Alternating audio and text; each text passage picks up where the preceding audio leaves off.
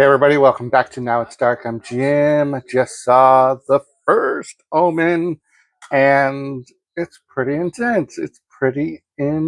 I'm not gonna lie. This did a little bit more for me than I thought it would. It's got a great tone and feeling. There is some very shocking scenes in this, and I had to see it right away because I knew the interwebs was going to be full of spoilers if I didn't.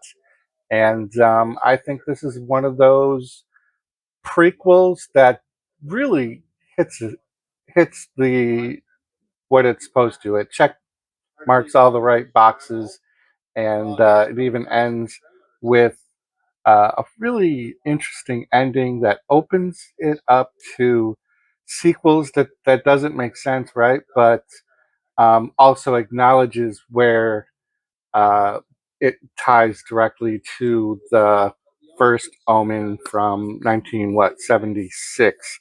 So this movie takes place in 1971 about a young American woman that is sent to Rome to begin a life of service to the church, specifically the orphanage. But she starts encountering a darkness that causes her to question her faith and uncovers a terrifying conspiracy that hopes to bring about the birth of evil incarnate. So yeah, there's like uh, conspiracy stuff. There's all that hidden behind the scenes churchy stuff. The director was Arkasha Stevenson. Very, very good. Well done. Writers Tim Smith, Arkasha Stevenson, and Keith Thomas. Um, Excellent job. Excellent job. I always get worried about movies that have multiple screenwriters. Um, but, this works really, really well. Margaret is our main character, also known as Maggie. Nell, Tiger Free is her name. Sister Silva, Sonia Braga. And Father Brennan is played by Ralph Ineson. Character named Luz is Maria Caballero. And let me see if I can find Carlita is played by Nicole Soros. And Nicole Soros does an excellent job as young Carlita, a troubled youth in the orphanage. So I'm going to refer to my notes because I'm coming fresh off of watching this, and I really don't want to do it disservice because this movie is really, really good. And I also don't want to spoil. I want to be like uber spoiler free because it's really, really good. And the idea behind a prequel is you kind of already go into it knowing information about the movie. There's things that are somewhat predictable because if you've seen the first series of Omen movies, you kind of know what the theme is. I forgot I had this whole thing written down that I was going to make sure to mention that I'm doing this video all for you. If you know, you know. But I guess that's kind of anticlimactic. The movie sets off the tone right away, and the movie opens with Maggie arriving in Rome and being greeted by the cardinal and the father of the church, of the orphanage, and um, it just starts right out and it keeps going. It doesn't stop for the full 2 hours. There's there are scenes that are a little long and drawn out, but the dialogue is pretty important. I don't think that there's anything in this that I would count as just like obligatory filler for the sake of making the movie longer. 2 hours is a little bit long for this type of movie. Um, Unfortunately, the timing of this coming out after Immaculate, I hope it doesn't keep people from going to see this because prequels and requels and remakes and reboots right now they have such a stigma to them that they're going to be bad or that it's just worth waiting until it's on digital streaming or something like that. But really, this movie is such a high level above the traditional sequel, prequel, requel thing. It's really, really well done. And while I will admit that having seen Immaculate first, there were times during this movie that I was drawing comparisons to certain themes and scenes, but I think that that could be said of any of these types of movies, this Christian horror subgenre thing. There's just certain things that are going to feel familiar. I don't know that they're not ripping each other off. They're just familiar because it's the tone of there's always old creepy nuns, and there's always the theme of some sort of behind the scenes power trippy priest church thing going on, conspiracy thing, which is the case. Um, I don't think that's a surprise. It's probably even happening in real life. That's why I wear black craft shirts. Um, this movie did a great job of being set in the time frame that it was supposed to be in the 70s for sure. It touched on some of the turmoil that was going on in Rome in the early 70s with labor issues and riots and things. That was integrated very well into the story. Um, so Maggie arrives from America. She gets to the orphanage.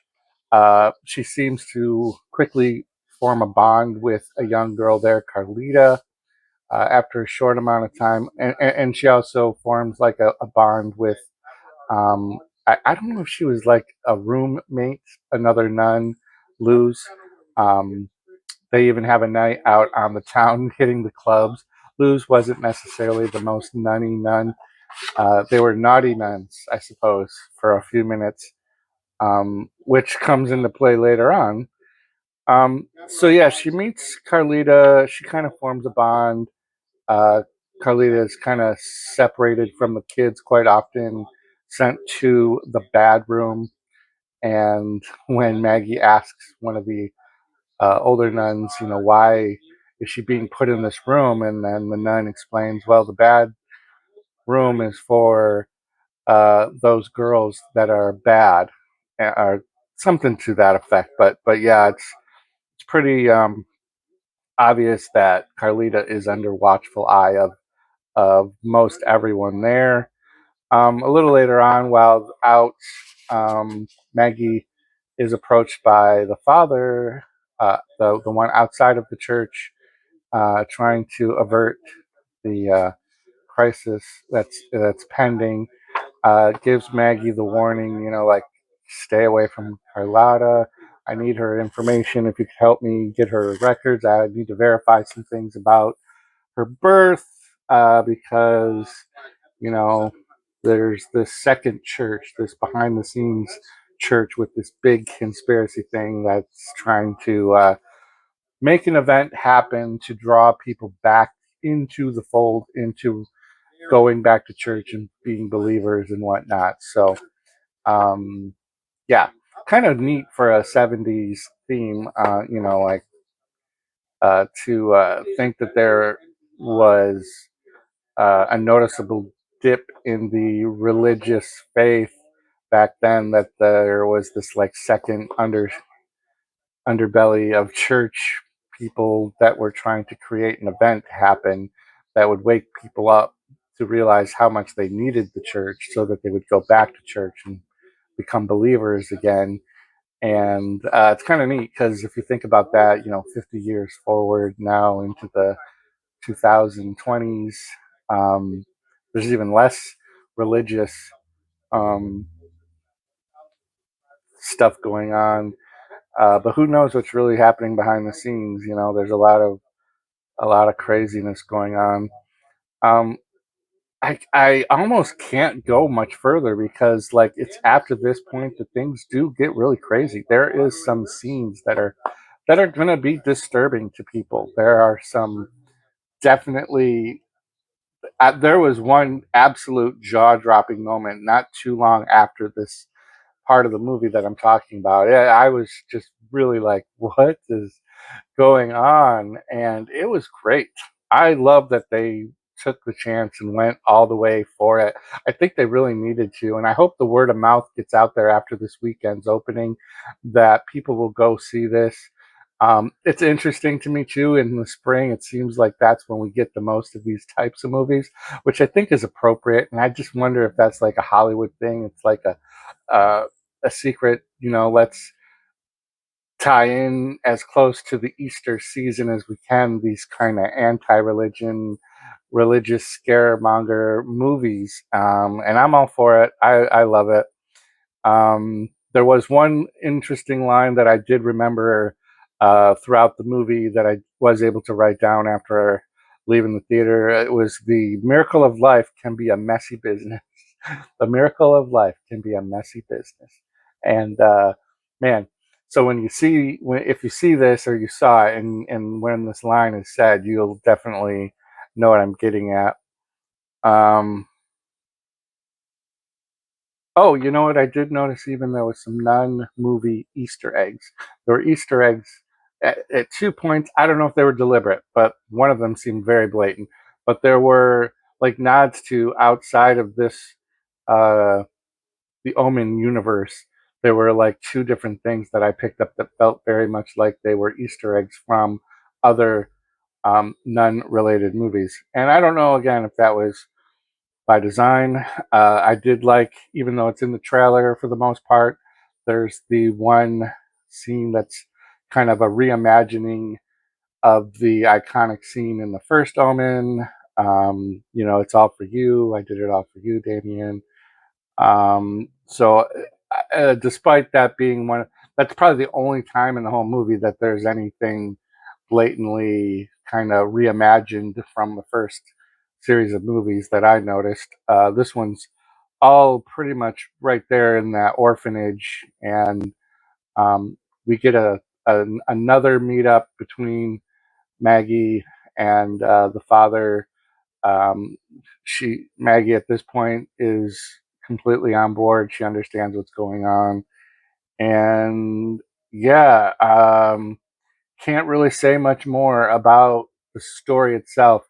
There's some really creative usage of light in this. There was a very, very interesting scene where they deliberately put all these candles in a certain position so that when you panned out of the scene, the candles formed the shape with some other objects that created a very interesting shape.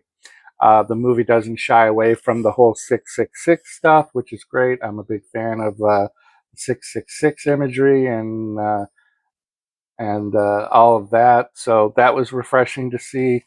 This movie does not shy away from touching. This is going to trigger people if you're very um, Christian religion. Why are you watching it in the first place? But you're going to get tweaked by it. And then there's just imagery of just some gross, disturbing things that I think will trigger people. I wrote down it was wonderfully disturbing. So yeah, let me know in the comments down below. Try to keep it spoiler free if you can. I appreciate that when you guys do that. Let me know your thoughts on the First Omen. I would suspect that this is going to do very well, and I would hope that they would do 2 more movies. You do have time to do that. They do leave the story open for it.